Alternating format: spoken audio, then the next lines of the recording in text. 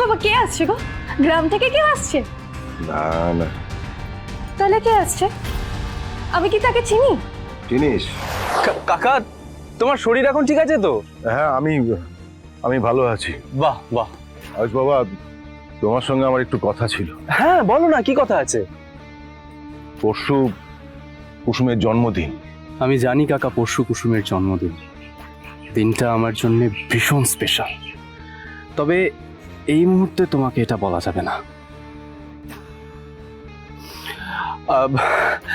কাকা, কুসুমের জন্মদিন তাই নাকি? আমি তো জানতামই না। ও, আমি চাইছিলাম কাল তুমি আমাদের বাড়িতে এসো। আমি তোমাকে নেমন্তন্ন করে গেলাম, রাতের খাবার আমরা একসঙ্গে খাবো। আমি? হ্যাঁ, তুমি। প্রত্যেক বছর কুসুমের জন্মদিনে আমি নিজের হাতে রান্না করি, এবারও করবো।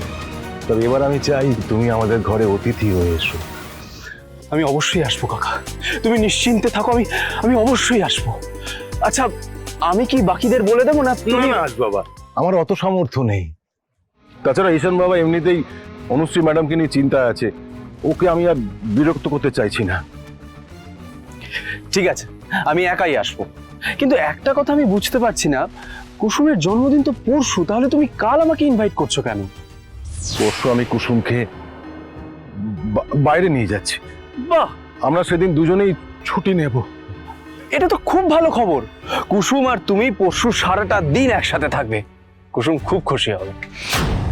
আচ্ছা কাকা, আমাকে একটা কথা বলো তো, কিছু গিফট নিয়ে যাওয়া তো দরকার।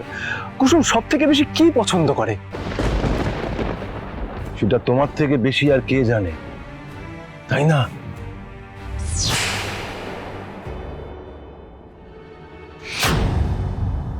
ক্ষমা করো আয়ুষ বাবা, আমি শুধুমাত্র একজন অসহায় বাবা।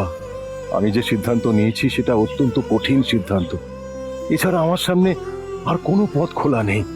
কাল তুমি কুসুমকে শেষবার দেখবে, এরপর চাইলেও কুসুমকে আর কোনো দিন দেখতে পাবে না তুমি, কোনো দিন না।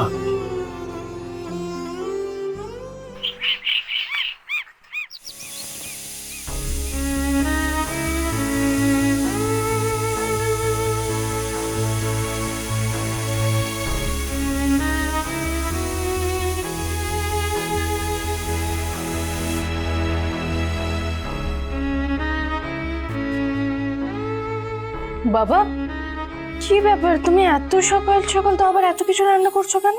কাল তোর জন্মদিন, তাই আজ নিজের হাতে রান্না করছি। ও মা, জন্মদিন তো কাল, তাহলে আজ এত কিছু রান্না করছো কেন? আজ যে বাড়িতে অতিথি আসবে, সে রাতে আমাদের সঙ্গে খাবে।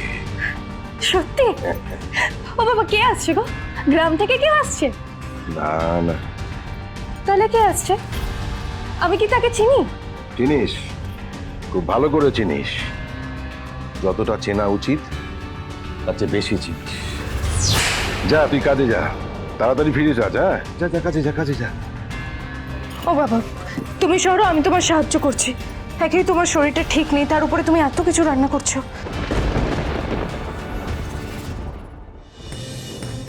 তুই চলে যাওয়ার আগে তোকে আমি নিজের হাতে রেঁধে খাওয়াবো, তার জন্য এইটুকু কষ্ট আমি করতেই পারি।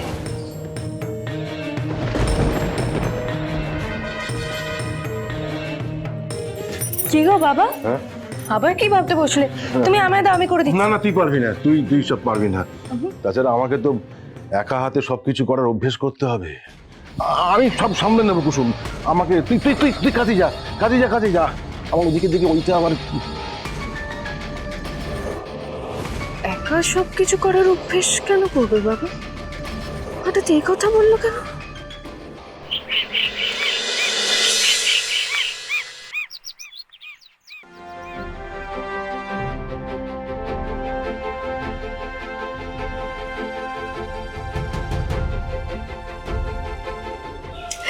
বাবা, এত কিছু রান্না করেছো?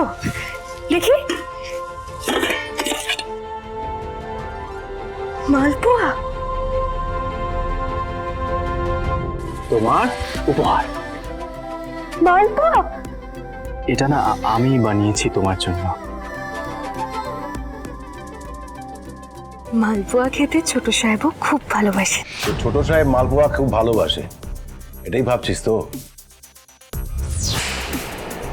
ও তোকে বলাই হয়নি, আজকের বিশেষ অতিথি আয়ুষ বাবা। ছেলে মেয়েদের জন্মদিনে বাবা মা তাদের বন্ধুদের ডাকে, বাড়িতে ডেকে খাওয়ায়। আয়ুষ বাবা তো তোর বন্ধু, আমি তাই ওকেই ডেকেছি। কিরে অবাক হচ্ছিস কেন? আয়ুষ বাবা তোর বন্ধু নয়? যা তাড়াতাড়ি জামা কাপড় পাল্টে আয়, অতিথি আসার সময় হয়ে গেল। চা চা চা চা।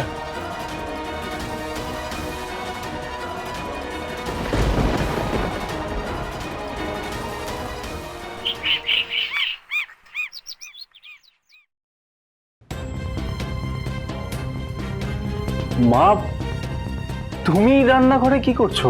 কিচেনে কি করছি মানেটা কি? আমি কি কিচেনের দায়িত্ব অন্য কারোর হাতে তুলে দিয়েছি নাকি? কিচেন এখনো আমারই হেফাজতে আছে, বুঝেছো? আমি জানি ইদানিং কুসুমের হাতের রান্না খেয়ে তোমার আর মায়ের হাতের রান্না মুখে রচ্ছে না। মা তুমি কি যে বলো না মা, সেরকম কিচ্ছু নয়। আজ কিন্তু আমি অনেক দিন বাদে তোমার জন্য তালির পায়েস বানাচ্ছি। এখন কি করব আমি? শঙ্কর কাকাকে আমি কথা দিয়ে ফেলেছি যে আমি আজ ওখানেই খাবো, আর এদিকে এদিকে মা এত ভালোবেসে পায়েস রান্না করছে, আমি কি করব? মা বলছি আজকে বাদ দাও না, আমার না আজ পায়েস খাওয়ার মুড নেই। বাদ দেবো? হ্যাঁ, আসলে এই গরমের মধ্যে তুমি কেন রান্না করবে? তার থেকে বরং অন্য কোনো দিন করো। বুঝতে পেরেছি, এই প্রথম মায়ের রান্না খাবে না বলছো, তার মানে অন্য কোনো প্ল্যান আছে। কি প্ল্যান শুনি? ঈশানের সঙ্গে কোথায় যাবে?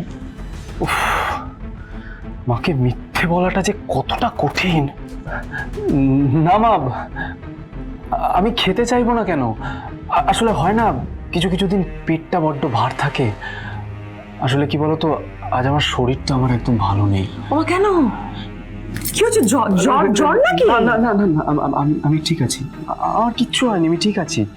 তুমি শুধু আজকের দিনটা বাদ দাও, আমি পরে একদিন জমিয়ে তোমার হাতের বানানো তালের পায়েস খাবো, আমি কথা দিচ্ছি তোমায়।